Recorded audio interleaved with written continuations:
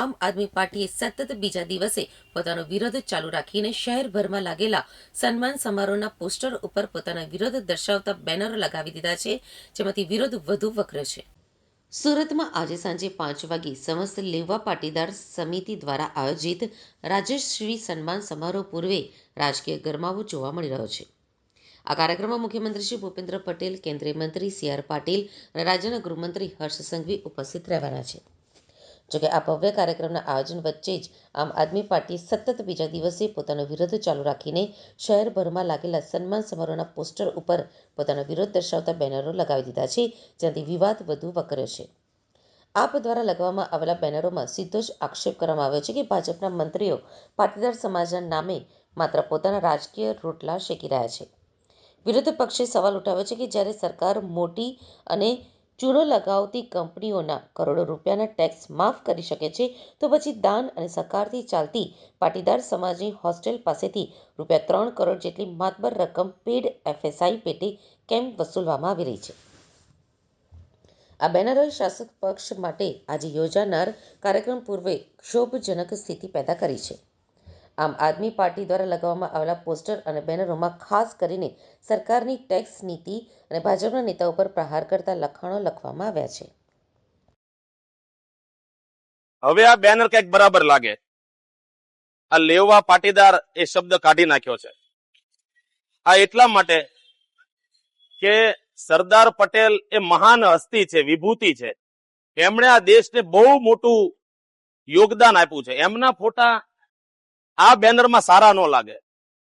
જેમને ડ્રગ્સ વેચવું છે, જેમને દારૂના હપ્તા લેવા છે, જેમણે ગુજરાતની દશા આખી બગાડી નાખી છે, એવા લોકો સાથે સરદાર પટેલ સારા ન લાગે. અને બીજું, મારે ભાજપના લોકોને કહેવું છે કે ભાઈ, તમારે કાર્યક્રમ કરવો જ હતો તો ભાજપના નામ ઉપર કરો ને. તમે કોણ લેવા ને કડવાને અલગ કરવા વાળા? ભાઈ, અમે પાટીદારો એક જ છીએ.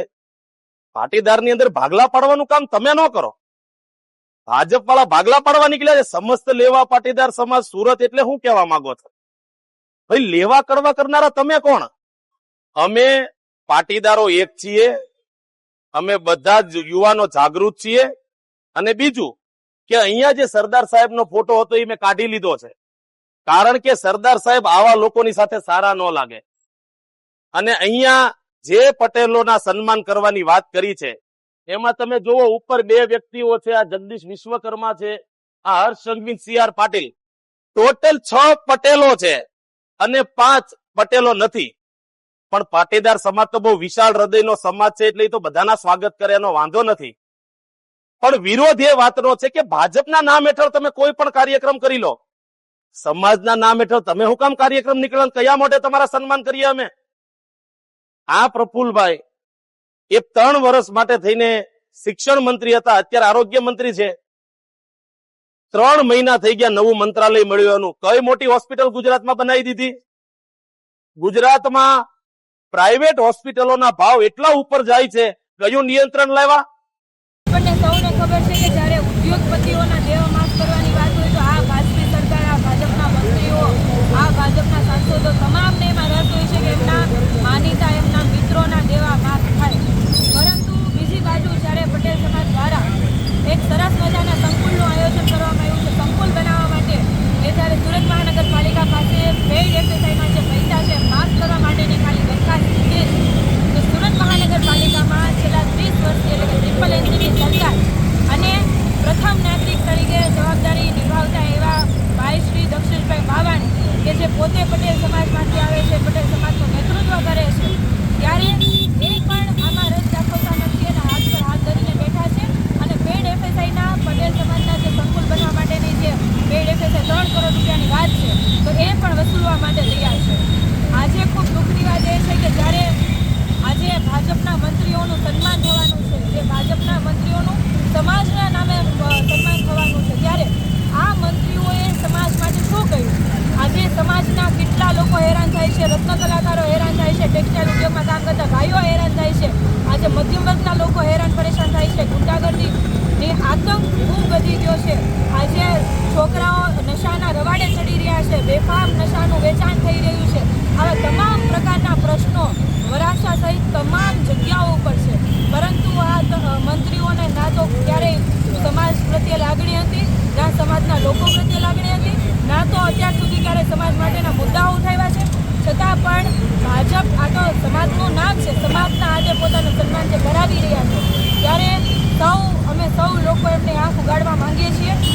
સમાજ તમારી સાથે નથી. માત્ર તમે આ દેખાવો કરો છો પોલીસને આગળ રાખીને તમારા પોકળ દાવાઓ અને ખોટી ઘૂસપેઠ કરવાની વાત છે, જે અમે એને રિયલાઇઝ કરાવવા માંગીએ છીએ અને માંગણી પણ કરીએ છીએ કે તમે સમાજ માટે અત્યાર સુધી તો કાંઈ કર્યું નથી, પણ તમે શિક્ષણ વ્યવસ્થા આપવામાં બાળકોને સારા શિક્ષણ આપવામાં તમે નિષ્ફળ નીવડ્યા છો. જ્યારે પટેલ સમાજ જ્યારે સંકુલ બનાવી રહ્યો છે ત્યારે તમે સંકુલમાં 3 કરોડની જે FSI છે માફ કરો. સાથે સાથે આવી જ રીતના આરોગ્ય માટે પણ આ સરકાર વર્ષોથી ખાલી વાતો કરે છે પણ નિષ્ફળ નીવડી છે. આરોગ્ય મંત્રી પણ આજે આવવાના છે, ત્યારે આરોગ્ય માટેની જે કહેવાય ને કે ડાયમંડ એસોસિએશન દ્વારા પણ જમીનની માંગણી કરી હતી, એમાં પણ આ જ વાજબી નેતાઓએ આડાપો કર્યા હતા ને છેલ્લે ખૂબ માંડ કહેવાય ને કે પરાણે એણે જમીનની ફાળવણી કરી હતી, નિર્ણય અંદર લીધો હતો. ત્યારે હું તમામ લોકોને પણ આહવાન કરું છું કે આ જે કાર્યક્રમો થઈ રહ્યા છે એમાં સમાજના આડે જે થઈ રહ્યા છે, સમાજના નામનો જે ઉપયોગ થઈ રહ્યો છે, આપણે સૌએ એક જાગૃત નાગરિક થઈને બોલવું પડશે, અવાજ ઉઠાવવો પડશે. આપણા માટે, આપણી આવનારી પેઢી માટે આજે આપણે અવાજ નહીં ઉઠાવીએ તો આવનારા સમયની આપણી આવનારી પેઢી છે એ માનસિક ગુલામ બનશે. આજે અમે સૌ આ બાબતે એકદમ કહેવાય ને એકદમ મજબૂતાઈથી વિરોધ નોંધાવીએ છીએ અને હંમેશા આવા ખોટા કામો માટે અમે હંમેશા વિરોધ નોંધાવતા રહીશું.